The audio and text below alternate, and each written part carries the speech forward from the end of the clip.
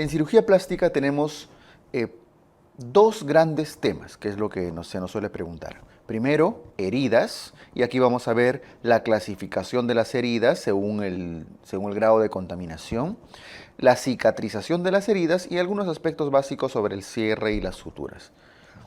Y el segundo gran punto de cirugía plástica, de hecho, el que es propiamente de cirugía plástica, corresponde a las quemaduras, la clasificación de las quemaduras y el enfoque de tratamiento de rehidratación de los pacientes. ¿Okay? Empezamos con la clasificación de las heridas. Las heridas pueden ser de 4 tipos, las heridas quirúrgicas me refiero. Pueden ser limpias, limpias contaminadas, contaminadas o sucias. Las dos primeras, limpias y limpias contaminadas, aparecen o se describen en un contexto de asepsia. Es decir, no hay alteraciones en la técnica operatoria, no hay una contaminación importante. Se mantiene en todo momento la asepsia del procedimiento quirúrgico, porque estamos hablando de heridas quirúrgicas. En cambio, las contaminadas y sucias, en algún momento pierden la asepsia, ya sea que nunca la hubo o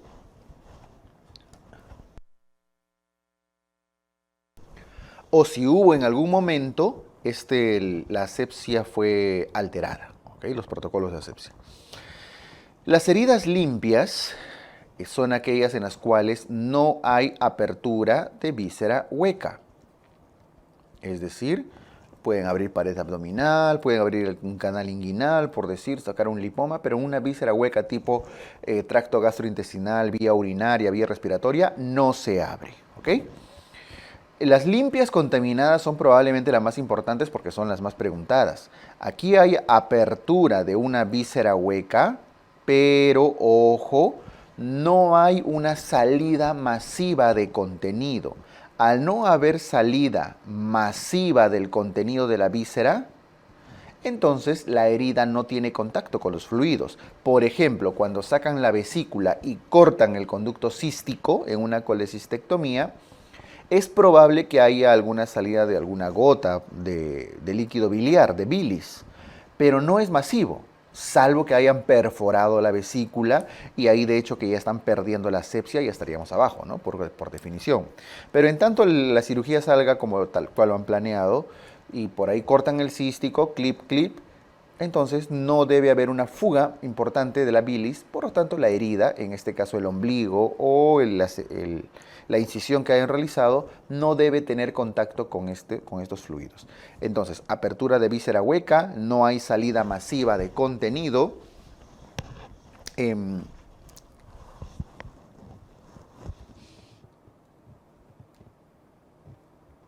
Y la herida no tiene contacto con esos fluidos. La herida no tiene contacto. Ejemplos, los ejemplos importantes, los más comunes, la colelap, la colecistectomía, la paroscopia. Y en general las colecistectomías, ¿sabes? Porque igual tienen que cortar el cístico. Las apendicectomías, pero siempre y cuando sean no complicadas. Pueden ser tanto colecistitis como apendicitis, pero no complicadas, es decir, no tienen peritonitis. Porque si ya hay peritonitis, evidentemente ya no hay asepsia en esa cirugía. La peritonitis puede contaminar los bordes de la pared abdominal. ¿Ok? Entonces, colelap, apendicectomía, etc. Cirugías similares en las cuales haya la apertura de una víscera hueca. La herida contaminada simplemente es casi como lo anterior, pero se perdió, hubo complicaciones. Ya puede ser una colelap, pero ya no es el corte del conducto cístico en buen estado, sino que perforaron o le hicieron hueco a la vesícula. La perforan y le hacen hueco y puede diseminarse el contenido biliar. Ya. Entonces, hay una alteración en la asepsia. Por supuesto que hay apertura de víscera hueca, pero se alteran los protocolos de asepsia. Por ejemplo, puede ser también una colelap o una apendicectomía, pero con perforación. Se perfora la vesícula, se sale la bilis, pueden perforar casualmente el intestino, etcétera, el intestino delgado, y eso ya está generando una alteración en la asepsia. Están sacando la vesícula en un guante, en una bolsa, ¿no es cierto?, del interior de la cavidad abdominal, y accidentalmente se rompe la bolsa. Listo, se rompe la bolsa y la vesícula sale y se derrama todo. La definición acá es que el protocolo de asepsia se está alterando. Y la sucia es aquella en la cual hay pus, contenido purulento o materia fecal. Por lo tanto, aquellas que tienen peritonitis purulenta o fecaloidea ya corresponden a heridas sucias. Lo más comúnmente preguntado está acá, las limpias contaminadas, porque les hacen referencia a colelapso o apendicectomías no complicadas. En un momento voy a tratar el tema de las heridas traumáticas. Quiero completar este dato acá. Las heridas limpias, teóricamente desde el punto de vista antibiótico, no requieren manejo antibiótico. En cambio, las limpias contaminadas requieren profilaxis antibiótica. ¿Y qué es la profilaxis antibiótica? La profilaxis antibiótica es antibióticos antes de la cirugía, generalmente una hora antes, durante la cirugía y hasta máximo 24 horas posterior a haber terminado la cirugía. Eso es una profilaxis, máximo 24 horas. No debe prolongarse más días porque ya estarían haciendo un tratamiento. Y por eso las contaminadas y las sucias, estas sí requieren tratamiento. Una forma de pregunta característica es, ¿cuál de los siguientes tipos de cirugía requiere profilaxis antibiótica? En ese caso, indirectamente les están pidiendo cuál es limpia contaminada, ¿no es cierto? Y bueno, las limpias no necesitan antibiótico. Esto aplica como clasificación para las heridas quirúrgicas. Las traumáticas tienen una clasificación más sencilla por un pequeño detalle. No existe, o al menos es casi imposible, que haya una herida traumática, o sea, accidental, donde haya asepsia. Las heridas traumáticas no tienen asepsia. No hay asepsia. Por eso son accidentales. Por lo tanto, no hay herida traumática por golpe, por corte, ni limpia contaminada. Las heridas traumáticas, lo voy a jalar para este lado, solamente son contaminadas o son sucias. No son limpias ni limpias contaminadas. ¿Por qué? Nuevamente, por último, porque no tienen asepsia. Son contaminadas cuando el tiempo de haber ocurrido son hace menos de 4 o 6 horas. Y son sucias si ocurrieron hace mayor o igual a 4 o 6 horas. Pero como se dan cuenta, parece bastante inespecífico, ¿no? Imagínense que le dijeran 5 horas. Ahí estamos en problemas. Lo que suele suceder en estos casos es que tienen que ver el tipo de la herida. Les tienen que decir cómo está la herida. Por ejemplo, si la herida está en buen estado, no tiene signos de necrosis en los bordes, no tiene cuerpo extraño, es una herida contaminada. Pero si tiene bordes desvitalizados, eso significa necrosados, tiene presencia de cuerpo extraño, tierra, vidrio, etc., eso ya es sucio. Entonces, herida de poco tiempo de evolución traumática, en buen estado, contaminada. Herida de varias horas de haber ocurrido, con alteración en sus características, es una herida sucia. ¿Ok? Listo. Eso según los tipos de heridas. Ahora, las heridas tienen que cicatrizar. Perdón, antes de pasar a ver la cicatrización, quiero que tengamos claro un pequeño detalle acá. Las heridas contaminadas, generalmente se lavan con suero fisiológico y se suturan. Se echa agüita, abundante cantidad, y se sutura. En cambio, las sucias tienen una palabra mágica. Como los bordes están en mal estado, tienen que debridarse. Debridación, y después tienen que valorar la probable sutura, porque podría suturarse de forma diferida, es decir, después de unos días. Pero las palabras mágicas son lavado suero fisiológico en contaminada y debridación en las sucias. No olviden que un tipo particular de heridas sucias son las mordeduras. Las mordeduras de perro, de gato, de humano, de lo que fuere, siempre y cuando generen herida, son heridas sucias. ¿Ok? Bien, la cicatrización. La cicatrización de las heridas tiene 3 etapas. La primera etapa o la primera fase corresponde a la fase inflamatoria. Su propio nombre lo dice, en esta etapa tiene que haber un proceso inflamatorio, ¿cierto? Empieza incluso con un edema de la zona, signos de flegosis.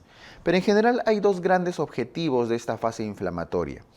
la hemostasia, el control del sangrado, la formación de la barrera hemostática, y la inflamación, la formación de una barrera inflamatoria con células polimorfonucleares, neutrófilos, macrófagos, etc. Barrera hemostática y barrera inflamatoria. Por supuesto que las estrellas en la barrera hemostática son las plaquetas y en la barrera inflamatoria los neutrófilos, los macrófagos, etc. Esta etapa es la inicial, dura aproximadamente 24 a 72 horas, 1 a 3 días, en promedio 2, a veces más, a veces menos. Y como ven, tiene por objetivo dejar de sangrar y formar su barrera inflamatoria. Luego viene la fase proliferativa. A la fase proliferativa también se le llama de reparación, de granulación. En esta fase proliferativa, ¿qué proliferan? Las células que van a formar la reposición del tejido. Estoy hablando de los fibroblastos. Y no olviden que los fibroblastos que secretan colágeno, sobre todo colágeno tipo 3 al inicio y posteriormente colágeno tipo 1, que es el definitivo, el más importante. Fibroblastos y colágeno. Esta etapa proliferativa dura casi hasta 2 semanas, porque es el tiempo en el cual se repara una herida. ¿Ok? Es el momento, el periodo de máxima vascularización en el proceso de cicatrización. Luego de esos 14 días, 2 semanas, más o menos, viene ya la tercera etapa y definitiva, final, la remodelación, llamada también maduración. La cicatriz que se había formado, la cicatriz que había proliferado, los fibroblastos y el colágeno, tienen que ahora desaparecer, tienen que contraerse. Ese proceso de contracción para que la cicatriz desaparezca se llama remodelación o maduración. Entonces la palabra mágica acá es contracción de las heridas. Contracción, remodelación, reorganización, etc. Bien, cuando este proceso de contracción falla,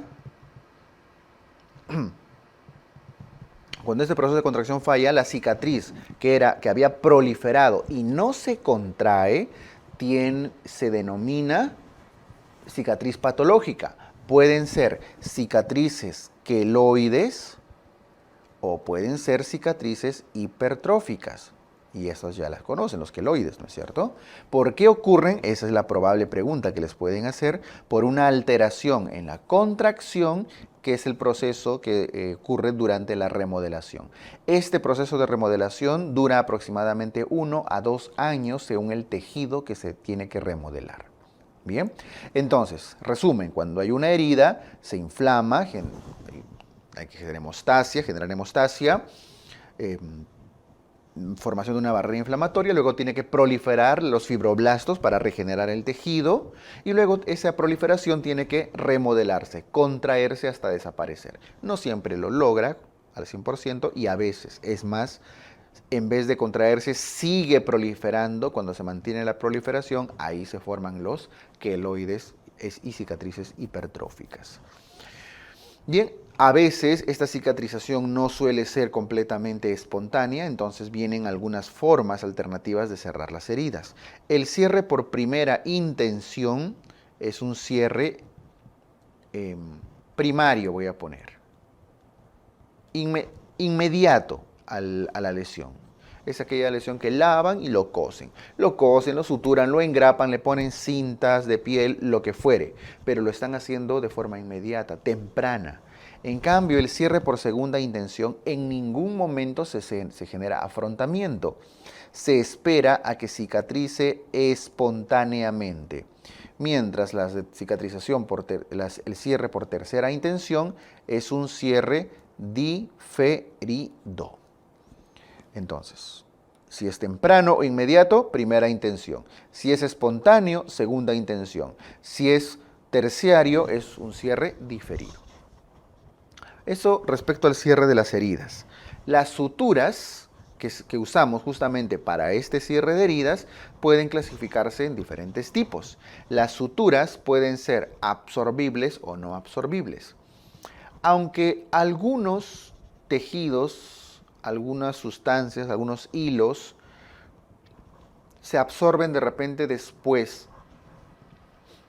de algunos años, siempre y cuando este tiempo de absorción no ponga en riesgo la anastomosis, la sutura o pueda generar una dehiscencia, se le considera no absorbible. Por ejemplo, un hilo X puede demorar, se me ocurre, 20 años para reabsorberse. Suficiente tiempo para que lo que queremos coser esté completamente cicatrizado, ¿cierto? Se absorbe en algún momento, pero podemos considerarlo no absorbible. Ese es el caso de la seda, que dura varios años en desaparecer. Sí se absorbe, pero luego de esos años ya el tejido se ha reacomodado, se ha cicatrizado, se ha remodelado, se ha hecho suficientemente fuerte como para permitir que el hilo desaparezca. ¿Ok? Tengan cuidado con eso. Los no absorbibles son poquitos, son los que deberían memorizar. Los no absorbibles son, un ratito los enumero nomás acá, el nylon, el polipropileno, la seda, el lino, el acero. Acá hay uno más, el poliéster. Poliéster, nylon, polipropileno, seda, etc. El nylon es casi un plástico, ¿no?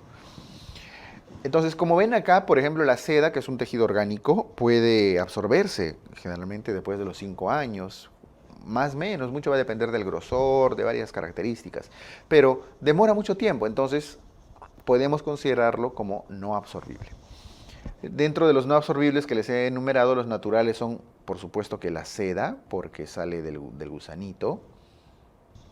Tenemos al lino, que viene del algodón, y el acero quirúrgico, que por supuesto es no absorbible.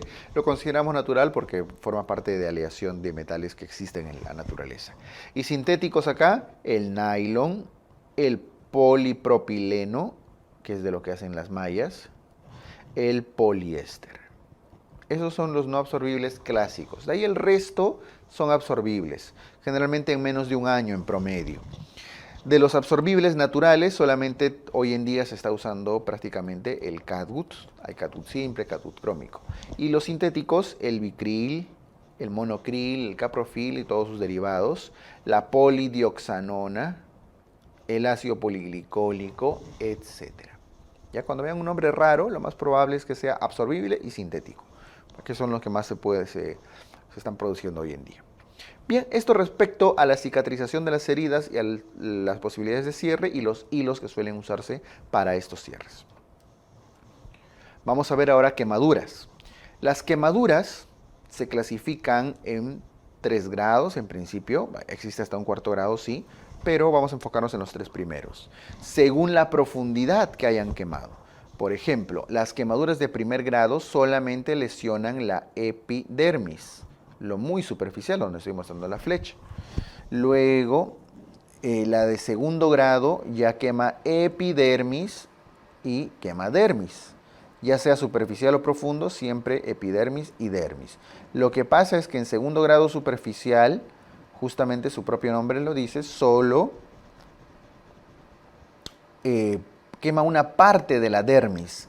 En cambio, en el profundo quema gran espesor de la dermis. Ojo, nunca lo quema todo en el segundo grado, porque si quemara toda la dermis, ya estaríamos llegando a la hipodermis, entonces eso ya es 3er grado. ¿Ok? Siempre y cuando la dermis no haya sido dañada completamente, se mantiene siendo segundo grado. Superficial o profundo, según el grado de lesión, pero ahí se queda. La de primer grado, característica es la quemadura solar, que usualmente genera un eritema doloroso, ¿cierto? Duele. Y tienen buen pronóstico, porque todos que han tenido una quemadura solar, en los pocos días empiezan a pelar, a descascarar, ¿no es cierto? Empiezan a cambiar de piel, como serpientes, y ese va a regenerar un nuevo tejido, una nueva epidermis. En cambio, en segundo grado superficial, aquí ya hay una lesión característica, las ampollas. Ampollas, ampollas. Pero ojo, aquí las ampollas son bastante claras, amplias y demás. En cambio, las ampollas, cuando se hacen más profundos, se hacen de menor intensidad. ¿Ok? Voy a borrar esto de la dermis para no generar confusión. ¿Por qué? Porque cuanto más superficial es, hay más ampollas. Y cuanto más profundo es, hay menos ampollas. Pero no solo ampollas. Cuanto más superficial, hay más dolor. Cuanto más profundo, también hay dolor, pero ya se va haciendo menor. El eritema más superficial, más eritematoso. En cambio, más profundo, el eritema es mucho menor, llegando a parecer una lesión seca. Entonces, el segundo grado profundo tiene ampollas, pero son ampollas escasas, desfaceladas, rotas, duele un poco y tiene un eritema ya mucho menos marcado. A diferencia del segundo grado superficial, que tiene abundantes ampollas, es muy doloroso y bastante eritematoso. El tercer grado, donde ya se quemó prácticamente toda la dermis, suele ser una lesión seca, como una costra, acartonada, oscura. Parece un trozo de carne quemada. Bueno, son quemaduras, me refiero al color, ¿no? Como una costra, negrito. Secas, acartonadas, indoloras. Teóricamente no duelen. Estas de tercer grado son las que tienen que convertirse en heridas quirúrgicas, es decir, deben ser cubiertas con injertos, ¿ok? Siempre. Segundo grado profundo puede ir a injerto también, pero el segundo grado superficial es poco probable, generalmente son más manejables. Bien, entonces aquí quiero que por favor tengan en claro qué caracteriza una quemadura de segundo grado, principalmente porque es lo que más les van a preguntar, ¿okay? Y su diferencia con la de tercer grado. Todo va a depender del espesor de la dermis, del grado de lesión. En las quemaduras tienen que identificar la regla de los 9 que les permite ver la extensión de las quemaduras, sobre todo para quemaduras amplias, quemaduras grandes. En la regla de los 9 tenemos, por ejemplo, la cabeza, vale, este es anterior y este es posterior, ¿cierto? La cabeza vale 4,5, 4.5% y la parte posterior también. Significa que si sumamos, nos da 9%. Entonces, cuando les pregunten cabeza y cuello, sale 9%. El tronco se divide en tórax y abdomen, así que si lo vemos por delante, tronco anterior es 9 en la parte torácica y 9 en la parte abdominal. Significa que todo el tronco abdominal, todo el tronco, vale 18%, pero el tronco anterior, en cambio el tronco posterior por detrás, 18%. Si les preguntaran por todo el tronco, no le dicen anterior o posterior, le están preguntando por todo, ¿no? 18 y 18, 36. Miembro superior, 4,5 por delante, 4,5 por detrás. Quiere decir que cada miembro superior vale un 9%. Luego, miembro inferior, 9 por delante, 9 por detrás. Es decir, 18%. Todo suma 99 y al final la región genital vale un 1%. ¿Bien? Esto es la regla de los 9 y es la regla que se aplica para quemaduras extensas. Eso tienen que practicarlo porque es uno de los puntos más comúnmente preguntados. Ahora, las quemaduras pueden ser muchas veces amplias. De hecho, se considera gran quemado aquel que tiene más del 20% de superficie corporal quemada. Y la principal causa de muerte en estos pacientes, sobre todo dentro de las primeras 72 horas, es el shock hipovolémico, porque lo que generan las quemaduras en los quemados, por supuesto, es hipovolemia. Entonces, en las primeras 72 horas mueren por shock hipovolémico y pasadas las 72 horas pueden morir por shock séptico. De hecho, la principal causa de muerte suele ser más el shock hipovolémico, que aun cuando es dentro de las primeras 72 horas, aplica en general para la mayoría de las quemaduras. Bien, por eso, dado que el shock hipovolémico es la principal causa de muerte, de ahí la importancia de hacer una rehidratación oral bastante intensiva, que se usan mezclas de cristaloides, coloides, sueros glucosados. ¿Okay? La más común es la fórmula de Parkland, porque la fórmula de Parkland es la más usada, la más fácil, no necesariamente la mejor, pero es la que deben conocer. Usa solamente soluciones cristaloides, lactato de Ringer o en nuestro medio, cloruro de sodio, ¿no? El 9 por 1000. Según la fórmula de Parkland, se administra dentro de las primeras 24 horas este volumen, 4 mililitros por superficie corporal quemada por peso del paciente. Multiplican el peso por el porcentaje de salud de superficie corporal quemada por 4, este le va a salir un volumen que es lo que se administra en 24 horas. La mitad, el 50% las primeras 8 horas y la otra mitad, el otro 50% en las siguientes 16 horas. ¿Ok? Esta es la más usada, la regla de Parkland. Memoricen la fórmula, la mitad en primeras 8 horas y la otra mitad en las siguientes 16 horas. La fórmula de Evans es muy parecida, se distribuye igual, nada más que usa 1 mililitro, no 4, sino 1 mililitro de cristaloides por superficie corporal quemada y lo mezcla con 1 mililitro de coloides, sustancias coloides, por superficie corporal quemada, en ambos casos por peso.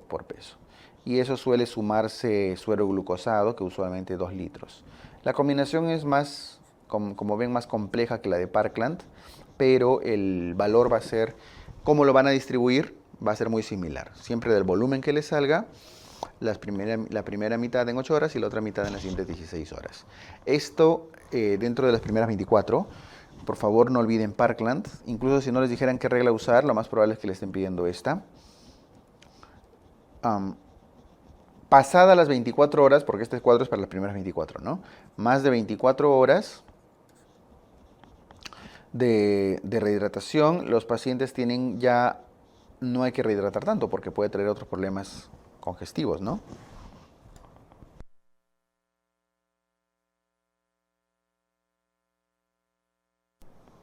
Por lo tanto, pasadas las 24 horas, lo que hay que valorar principalmente es la diuresis horaria del paciente. Bien.